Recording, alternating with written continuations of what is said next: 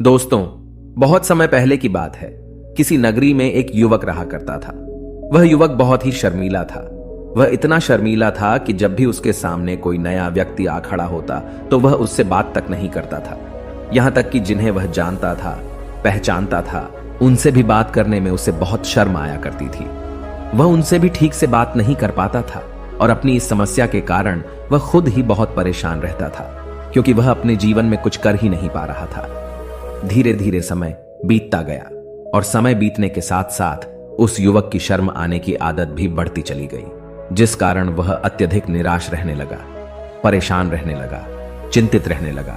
उसे यह समझ नहीं आ रहा था कि वह अपनी इस समस्या से किस तरह से छुटकारा पाए। उसके घर वाले भी अब उसकी इस समस्या को लेकर बहुत चिंतित रहने लगे थे। वे सोचते थे इसका क्या होगा, या अपने जीवन में कुछ कर पाएगा भी या नहीं।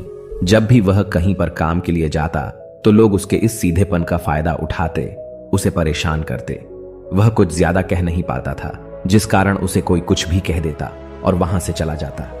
इन्हीं सब कारणों की वजह से उसका मन कहीं भी किसी भी काम में नहीं लगता। वह हर काम को कुछ ही दिनों में छोड़ दिया करता। उसके मन में बहुत कुछ चल रहा था। उसके मन में विचारों के तूफान उठ रहे थे। वह सबसे बहुत कुछ कहना चाहता था, लेकिन अपनी इस आदत के कारण वह किसी से कुछ नहीं कह पा रहा था। वह अंदर ही अंदर घुटता जा रहा था। सारे विचार, सारी बातें उसके मन में ही दबी पड़ी थी, लेकिन कभी भी वह किसी से भी अपने मन की बात नहीं बताता था। जब छोटा सा बच्चा था तब उसे लोग बहुत पसंद करते थे।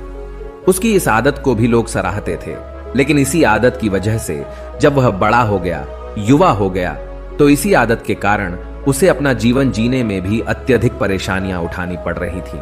और वह युवक भी अपनी इस गलती के कारण बहुत परेशान रहता। अपनी इस एक आदत से छुटकारा पाना चाहता था। वह चाहता था कि वह लोगों से अपने मन की बात खुलकर कह पाए। वह जो कुछ करना चाहता है, जो कुछ कहना चाहता है, वह सबसे वह खुलकर कह सके, कर सके। लेकिन जब भी कोई दूसरा उसके सामने आता तो उसकी जुबान मानो खुलती ही नहीं। यहां तक कि वह अपने माता पिता के सामने भी ठीक से बात नहीं कर पाता था। केवल उसके कुछ मित्र थे जिनसे वह अपने मन की बात कर पाता था। जब भी वह किसी बात का जवाब देता तो लोग उसकी हंसी उड़ाते, उसका मजाक बनाते। लोग कहते कि आज तो तेरे मुंह में भी जबान आ गई है। यह समस्या दिन ब दिन बढ़ती चली जा रही थी और इस समस्या के कारण अब उसके पिता भी अत्यधिक चिंतित रहने लगे थे। वह चाहते थे कि उनका बेटा भी दूसरों के सामने अपने मन की बात रख सके, लेकिन एक दिन जब अपने उस बेटे को दूसरों के सामने शर्मिंदा होता हुआ देख रहे थे, तभी उन्हें बहुत क्रोध आया और वह अपने बेटे को खरी खोटी सुनाने लगे। उन्होंने उसे इतना डांट दिया कि वह युवा लड़का अत्यधिक क्रोधित हो गया और वहां से बिना कुछ कहे वह वहां से चला गया। शाम हो चुकी थी और अब तक उनका बेटा घर नहीं लौटा था। माता और पिता दोनों बड़े ही चिंतित थे। वे अपने बेटे को वापस घर पर देखना चाहते थे, लेकिन युवा लड़का तो भागते भागते पहाड़ की चोटी पर जा पहुंचा था। वह वहां से नीचे की ओर झांक रहा था और ईश्वर से कह रहा था, हे भगवान, आपने मुझे ऐसा क्यों बनाया? लोग मेरा मजाक उड़ाते हैं, लोग मेरी हंसी उड़ाते हैं। जब मैं इस दुनिया में अपने मन की बात रख ही नहीं सकता, मैं किसी से कुछ कह ही नहीं सकता, तो फिर मैं इस जीवन को जीकर क्या करूंगा? जब भी मैं किसी से कुछ कहने की कोशिश करता हूं तो लोग मेरा मजाक बनाते हैं, मेरी हंसी उड़ाते हैं। यहां तक कि वह मुझसे कुछ भी कहकर चले जाते हैं और मैं उनका जवाब नहीं दे पाता। ऐसा जीवन जीकर मुझे क्या मिलेगा? इसलिए मैं तेरे पास आ रहा हूं। इतना कहकर जैसे ही वह युवक कूदने की तैयारी कर रहा था कि तभी पीछे से आवाज सुनाई पड़ी, बेटा, जान देना तो बहुत आसान है, लेकिन इस जान को तुम वापस नहीं पा सकोगे। जैसे ही यह आवाज उसके कानों में पड़ी, वह पीछे मुड़कर देखने लगा। उसने जैसे ही पीछे मुड़कर देखा, उसने पाया कि एक बौद्ध भिक्षु उसके पीछे खड़े हैं। उन्हें देखकर वह डर सा गया और अपने कदम पीछे खींच लिए और चुपचाप वहां पर खड़ा हो गया। अपनी आदत के कारण वह उनसे कुछ कह नहीं पा रहा था। तभी बौद्ध भिक्षु उस युवक से कहते हैं, बेटा, क्या बात है? आखिर तुम यहां पर क्या कर रहे हो और तुम अपने इस जीवन को क्यों समाप्त करना चाहते हो? यह अनमोल जीवन बहुत कम लोगों को नसीब होता है और तुम्हें यह जीवन व्यर्थ लगता है। इस पर वह युवक कहता है, नहीं नहीं, कुछ नहीं, मैं तो बस यहां पर खड़ा होकर देख रहा था। तभी बौद्ध भिक्षु उस युवक से कहते हैं, बेटा, मैं जानता हूं कि तुम यहां पर क्या करने आए थे। तुम मुझसे कुछ नहीं छुपा सकते, लेकिन मैं चाहता हूं कि तुम अपनी समस्या मुझसे खुद बताओ, तभी मैं उसका समाधान तुम्हें बता पाऊंगा। यदि तुम चाहते हो कि कोई तुम्हारी मदद करे तो उसके लिए पहले तुम्हें ही आगे बढ़ना होगा। यदि तुम चाहते हो कि मैं तुम्हारी समस्या का समाधान करूं तो तुम्हें मुझे अपनी समस्या बतानी होगी, वरना मैं कुछ नहीं कर सकूंगा। उन बौद्ध भिक्षुओं की यह बात सुनकर वह युवक कहता है, नहीं नहीं, मैं ठीक हूं, मैं सच कह रहा हूं। उस युवक की यह बात सुनकर बौद्ध भिक्षु उस युवक से कहते हैं, ठीक है बेटा, यदि तुम नहीं चाहते कि मैं तुम्हारी मदद करूं तो कोई बात नहीं, मैं तुम्हारी बात पर विश्वास कर लेता हूं। लेकिन तुम्हें भी मेरी एक बात पर विश्वास करना चाहिए कि मैं तुम्हारी मदद के लिए ही यहां पर आया हूं। तुम चाहो तो तुम अपनी समस्या मुझे बता सकते हो और मैं तुम्हारी इस समस्या का समाधान भी अवश्य करूंगा। इसका जवाब देते हुए युवक उन बौद्ध भिक्षु से कहता है, नहीं नहीं, मैं ठीक हूं, आप जाइए। इस पर वह बौद्ध भिक्षु उस युवक से कहते हैं, ठीक है बेटा, यदि तुम चाहते हो कि मैं यहां से चला जाऊं तो मैं यहां से चला जाता हूं, लेकिन मेरी एक बात याद रखना, मेरे जाने के बाद मैं तुम्हारी कोई मदद नहीं कर पाऊंगा और हो सकता है कि तुम्हारी मदद के लिए कोई और आगे भी ना आए। इतना कहकर बौद्ध भिक्षु पीछे की ओर मुड़े और अपने मार्ग में आगे बढ़ने लगे। वो युवक वहीं पर खड़ा होकर यह सब देख रहा था। जैसे ही वह कुछ दूर पहुंचे तभी उस युवक ने जोर से आवाज लगाई, हे गुरुदेव, मेरी समस्या बहुत बड़ी है, क्या आप उसका समाधान कर सकेंगे? क्या आप मुझे उसका समाधान दे सकेंगे? यह सुनकर बौद्ध भिक्षु वहीं पर खड़े हो गए। पीछे मुड़कर उन्होंने उस युवक की बात का जवाब देते हुए कहा, बेटा, इस दुनिया में कोई भी ऐसी समस्या नहीं है जिसका कोई समाधान न हो। यदि तुम मुझे अपनी समस्या बताओगे तो मैं उसका समाधान अवश्य करूंगा। तभी वह युवक उन बौद्ध भिक्षु से अपनी समस्या बताते हुए कहता है, गुरुवर, मेरी एक बहुत बड़ी समस्या है कि मैं शर्मीला हूं, जिस कारण मैं किसी से कोई बात नहीं कर पाता। यहां तक कि मैं अपने मन की बात भी किसी को नहीं बता पाता। जब भी मैं किसी से बात करने की कोशिश करता हूं तो लोग मेरा मजाक उड़ाते हैं, मेरी हंसी उड़ाते हैं। जब भी मुझे कोई खरी खोटी सुनाता है, उल्टी सीधी बातें करता है, तो मैं उनका जवाब नहीं दे पाता। मैं लोगों की तरह चालाक बनना चाहता हूं, लोगों की तरह बातों का जवाब देना चाहता हूं, अपने मन की बात करना चाहता हूं। मैं इस दुनिया के साथ कदम से कदम मिलाकर आगे बढ़ना चाहता हूं। क्या इसका कोई समाधान है? उन भिक्षु ने उस युवक की सारी बातें ध्यानपूर्वक सुनी और फिर जवाब देते हुए कहते हैं, बेटा, जरूरत से ज्यादा शर्मीला होना, इसका अर्थ यह है कि तुम्हारे अंदर कोई डर है जिसे तुम पहचान नहीं पा रहे, जिस कारण उसका समाधान करने में भी असमर्थ हो। शर्म करना अलग बात है और डरना अलग। जब हमारे भीतर डर होता है तब हम कहीं भी, किसी से भी कोई भी बात नहीं कर सकते। हमें चारों तरफ केवल डर ही नजर आता है और हम हर जगह से डरते ही रहते हैं, लेकिन इसे शर्माना नहीं कहते। शर्म तो बस एक हद तक तुम्हें चुप रख सकता है। फिर वह बौद्ध भिक्षु उस युवक से कहते हैं, बेटा, तुम सबसे अधिक किससे शर्माते हो? युवक इसका जवाब देते हुए कहता है, गुरुवर, मुझे अपने पिता से बात करने में बहुत शर्म आती है, मैं उनके सामने कुछ बोल ही नहीं पाता। तभी वह बौद्ध भिक्षु उस युवक से कहते हैं, अच्छा, तो यह बताओ, जब तुम अपने पिता से बात कर रहे होते हो या फिर बात करने का प्रयास करते हो तो तुम्हारे मन में कैसे ख्याल आते हैं? युवक इसका जवाब देते हुए कहता है, गुरुवर, जब भी मैं अपने पिता से बात करने का प्रयास करता हूं तो मुझे ऐसा लगता है कि मानो मेरे पिता अभी मुझे डांट देंगे, मुझ पर क्रोध करेंगे, मुझसे या नाराज हो जाएंगे, और कहीं ना कहीं मुझे यह भी लगता है कि मैं कुछ गलत बात ही करूंगा। यहां तक कि मेरे मन में ऐसे भी ख्याल आते हैं कि शायद मेरे पिता मुझसे प्यार ही नहीं करते। परंतु गुरुवर, आप कहते हैं कि शर्म अलग है और डरना अलग बात है, तो क्या कोई ऐसा उपाय है जिससे मुझे डर ही ना हो? क्या कोई ऐसा रास्ता है जिससे मेरे अंदर का यह डर पूरी तरह से समाप्त हो जाए? कृपा करके मुझे इस समस्या का समाधान बताइए। मुझे अपने इस डर से बाहर निकलना है। मुझे लोगों की तरह अपने इस जीवन को खुलकर जीना है। उस युवक की ये सारी बातें सुनकर बौद्ध भिक्षु उस युवक से कहते हैं, जाओ और अपने पिता से कहो कि मुझे कुछ काम करना है और उसके लिए मुझे आपसे कुछ धन चाहिए। यदि तुम उनसे धन मांगने में कामयाब हो गए तो मैं तुम्हें तुम्हारी समस्या का समाधान अवश्य बताऊंगा। वह युवक काफी घबरा गया। उसने उन गुरुवर से कहा, हे गुरुवर, मुझे यह कार्य न दीजिए, मैं उनसे कुछ नहीं कह पाता। उनके सामने तो मेरी बोलती तक बंद हो जाती है। मैं उनसे धन भला कैसे मांगूंगा? यह बात सुनकर बौद्ध भिक्षु उस युवक से कहते हैं, तब तो तुम्हारी समस्या का कोई भी समाधान नहीं है और न ही तुम कभी भी अपने जीवन को खुलकर जी पाओगे। यह बात सुनकर युवक उन भिक्षुओं से कहता है, गुरुवर, ऐसा न कहें, कृपा करके मुझे कोई और कार्य बताइए, कोई ऐसा कार्य जिससे मेरे अंदर का डर पूरी तरह से समाप्त हो जाए, कोई ऐसा समाधान बताइए।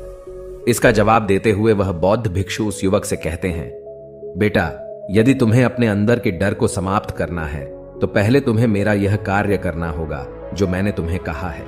वह युवक घबराकर काफी देर सोच विचार करने के बाद पूर्ण गुरुवर से कहता है, ठीक है, यदि आप चाहते हैं कि मैं इस कार्य को करूं तो मैं इसे करने का पूरा प्रयास करूंगा। इतना कहकर वह युवक अपने घर लौट जाता है। उसे देखकर उसके माता पिता बहुत खुश हो जाते हैं और वह युवक अपने पिता से डरते डरते कहता है, पिताजी, मुझे आपसे कुछ बात कहनी है। इस पर उसके पिता कहते हैं, बोलो, क्या बात है। युवक आगे कहता है, पिताजी, मैं कुछ काम करना चाहता हूं और उसके लिए मुझे आपसे कुछ धन चाहिए। क्या आप मुझे कुछ धन दे सकते हैं? इतना सुनकर उस युवक के पिता ने उसकी ओर ध्यान से देखा। काफी देर देखने के बाद वह खुशी से झूम उठे और तुरंत ही उन्होंने कुछ धन अपने पुत्र के हाथों पर रख दिया और कहने लगे, बेटा, इतना धन काफी है कि तुम्हें और चाहिए। इसके जवाब में वह युवक अपने पिता से कहता है, नहीं नहीं पिताजी, इतना काफी है, मैं इतने से काम चला लूंगा। वह युवक उस धन को लेकर तुरंत दौड़ा दौड़ा उन बौद्ध भिक्षु के पास लौटा और जो धन उसने अपने हाथों में ले रखा था उसे दिखाते हुए वह कहता है, गुरुवर, जैसा आपने कहा था, मैं धन लेकर आपके पास आ चुका हूं। मैंने अपने पिता से धन मांग लिया है। अब मुझे आप मेरी समस्या का समाधान बताओ। तभी बौद्ध भिक्षु उस युवक से कहते हैं, अरे इतनी जल्दी क्या है, अभी तो तुम्हें मेरे लिए एक और काम करना है, तभी मैं तुम्हें तुम्हारी समस्या का समाधान अवश्य बताऊंगा। और यदि तुम मेरे लिए इस कार्य को नहीं पूरा कर सके तो मैं तुम्हें कभी भी तुम्हारी समस्या का समाधान नहीं बताने वाला।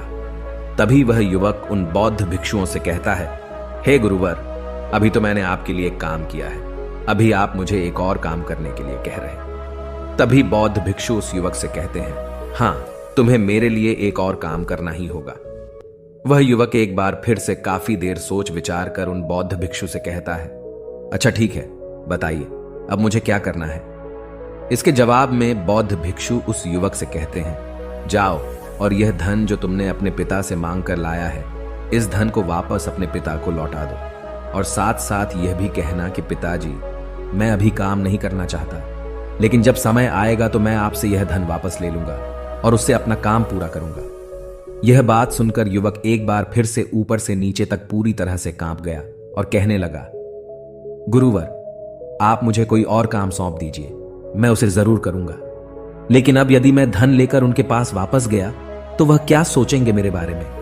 मैं तो शर्मिंदा हो जाऊंगा उनके सामने। इसलिए गुरुवर, कृपया करके मुझे कोई और काम दे दे। तभी बौद्ध भिक्षु उस युवक से कहते हैं, बेटा, जो काम मैंने तुम्हें सौंपा है, तुम्हें उसी कार्य को पूरा करना होगा, अन्यथा तुम्हारी समस्या का समाधान मैं तुम्हें नहीं बताने वाला। काफी देर सोच विचार करने के बाद वह उन बौद्ध भिक्षु से कहता है, ठीक है गुरुवर, मैं वापस जाता हूं और यह धन लौटाकर मैं अभी आता हूं। वह तुरंत दौड़ा दौड़ा अपने पिता के पास वापस लौटा। उसने अपने पिता से कहा, पिताजी, मैं यह धन अभी नहीं लेना चाहता, अभी यह धन आप मुझसे वापस ले लीजिए। जब मुझे कोई काम पड़ेगा तो मैं आपसे यह धन वापस ले लूंगा। उसके पिता ने उस युवक की तरफ घूर घूर कर काफी देर तक देखा और फिर मुस्कुराते हुए कहने लगे, बेटा, मैं समझता हूं कि किसी भी काम को शुरू करने से पहले हमें उसके बारे में जानकारी इकट्ठा करनी चाहिए। उसके बारे में समझना जरूरी है। कब, क्या, कैसे और कब तक करना है, इसके बारे में भी हमें जानकारी लेनी जरूरी है। कोई भी काम ऐसे ही नहीं शुरू किया जा सकता। उसमें हम सफल होंगे या फिर नहीं, इसका भी अनुमान हमें लगाना पड़ता है। और जब हम इन सभी के बारे में सही जानकारी प्राप्त कर लेते हैं, तभी हमें धन लगाना चाहिए।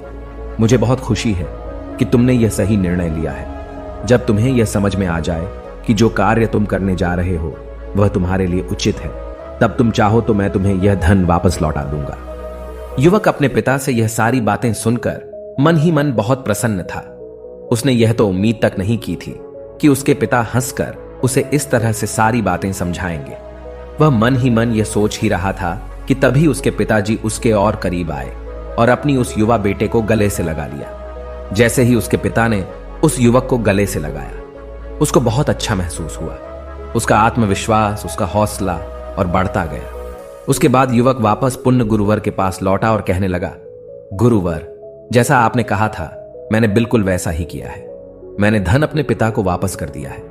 अब तो कृपया करके मुझे मेरी समस्या का समाधान बता दीजिए।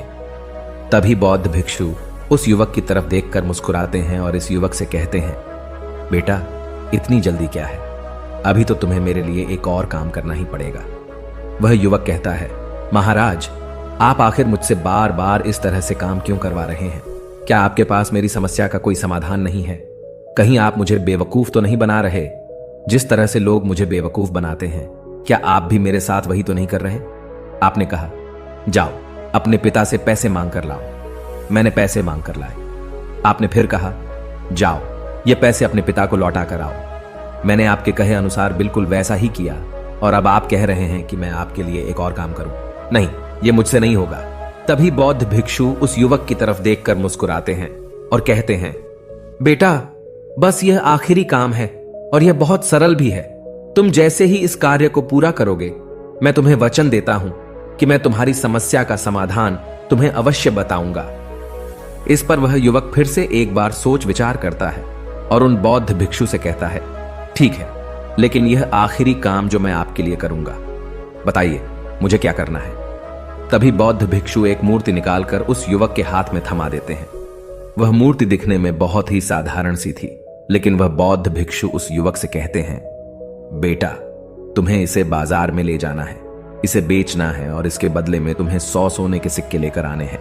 जब तुम यह करने में सफल हो जाओगे, तभी मैं तुम्हें तुम्हारी समस्या का समाधान तुम्हें बता पाऊंगा। वह युवक उस मूर्ति को अपने हाथ में लेकर बड़े ही गौर से देखता है और उन बौद्ध भिक्षुओं से कहता है, हे गुरुवर, यह तो बड़ी ही साधारण सी मूर्ति लग रही है, मानो मिट्टी की बनाई गई हो। इसके लिए भला 100 सोने के सिक्के मुझे कौन देगा? कहीं आपका माथा फिर तो नहीं गया है? इसके 1 या 2 सोने के सिक्के मिल जाए वही बहुत है, लेकिन इसके लिए 100 सोने के सिक्के कोई नहीं देगा। तभी बौद्ध भिक्षु उस युवक से कहते हैं, बेटा, मैंने जो तुम्हें काम सौंपा है, यदि तुम उसे पूरा करोगे तभी तुम्हें तुम्हारी समस्या का समाधान मिल पाएगा, अन्यथा तुम चाहो तो अपने घर लौट सकते हो, फिर से वही अपने पुराने जीवन में, जहां लोग तुम्हारा मजाक बनाते हैं, लोग तुम्हें डराते हैं, सताते हैं। मैं तुम्हें यहां अपने डर को निकलने में तुम्हारी मदद कर रहा हूं। तुम मेरे यह काम करके अपने डर को धीरे धीरे भगा पाओगे। मेरे इस काम को पूरा कर दो, तुम्हें सब समझ आ जाएगा।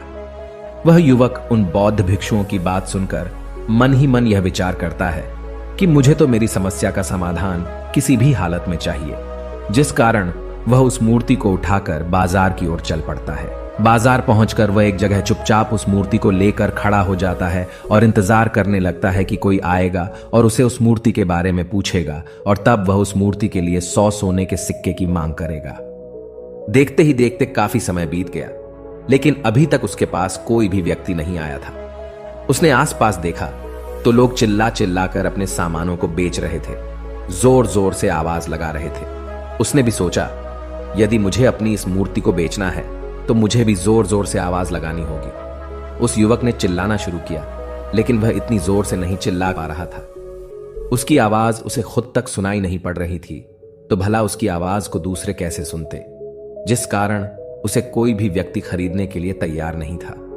धीरे धीरे शाम का समय हो चुका था और उस व्यक्ति को यह डर था कि कहीं वह बौद्ध भिक्षु वहां से कहीं चला न जाए, अन्यथा उसे उसकी समस्या का समाधान कौन देगा।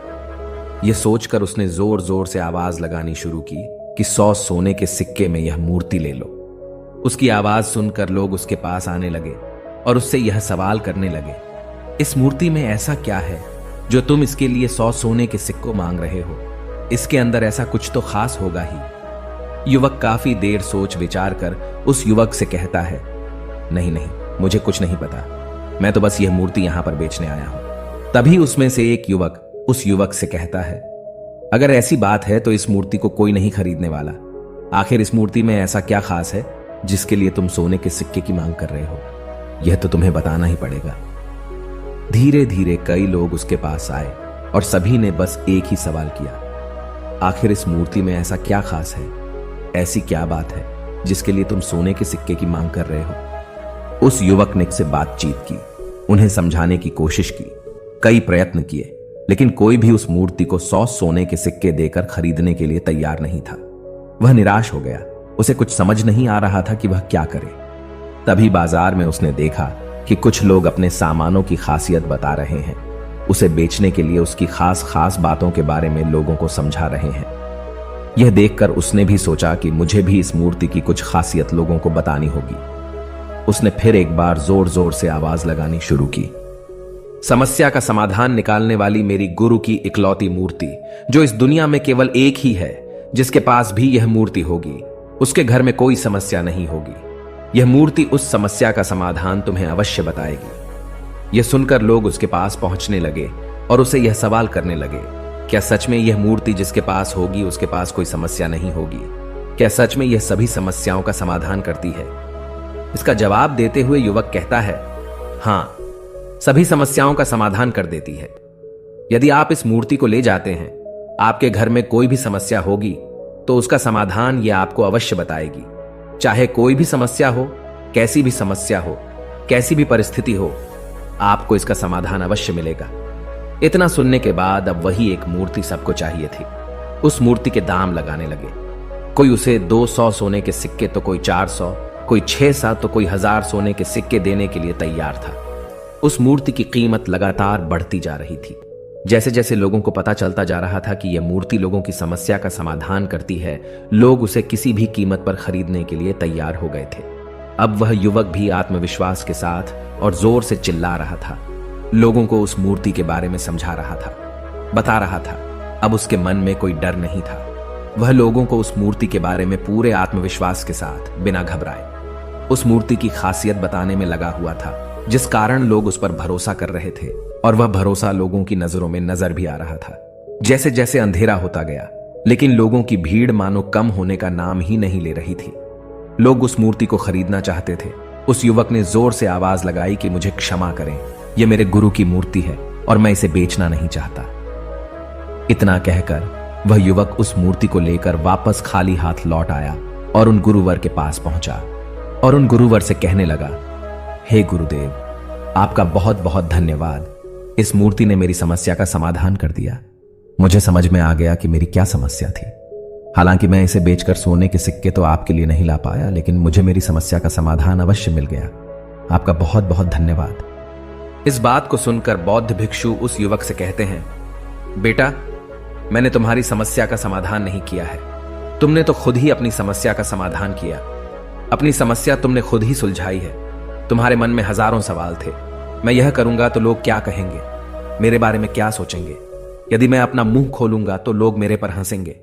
यदि मैंने मुंह खोला तो मैं कुछ गलत ही करूंगा। ऐसे कई सारे विचार तुम्हारे मन में थे। ऐसे कई सारे डर तुमने अपने मन में पाल रखे थे।